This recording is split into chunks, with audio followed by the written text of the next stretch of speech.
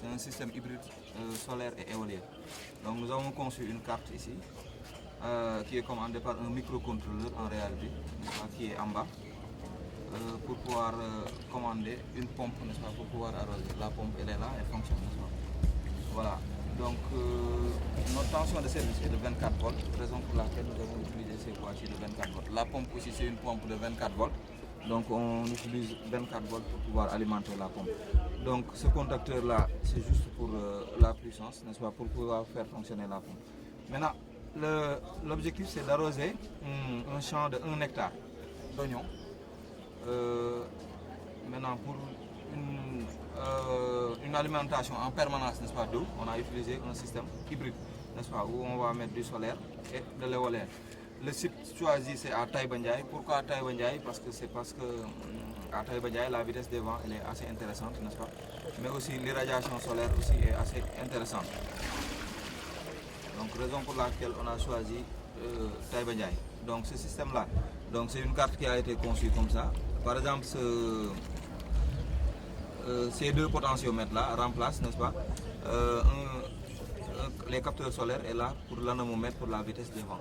Donc on va mettre deux systèmes d'hybridation. L'hybridation, il y a deux systèmes, c'est l'hybridation parallèle et l'hybridation alternée.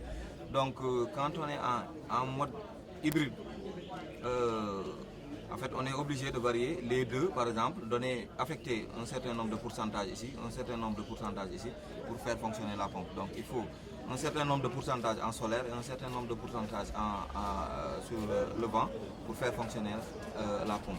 Maintenant l'autre mode, c'est le mode parallèle, n'est-ce pas? Là, que ce soit le solaire ou bien l'éolienne, n'est-ce pas, les deux sources peuvent faire fonctionner la pompe. En réalité, c'est ça. Donc l'objectif, en fait, les résultats attendus, c'est qu'il ne doit pas y avoir de coupure d'alimentation d'eau dans le champ, étant donné qu'on a deux sources, n'est-ce pas?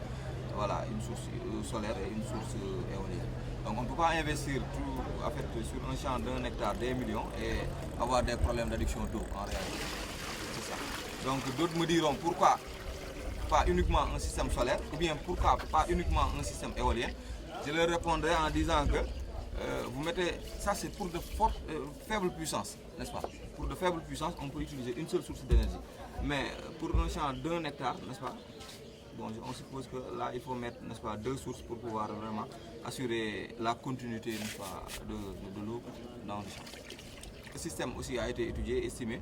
Le coût du système, ça tourne vers 5 millions et poussières. Donc l'amortissement c'est pour 7 ans.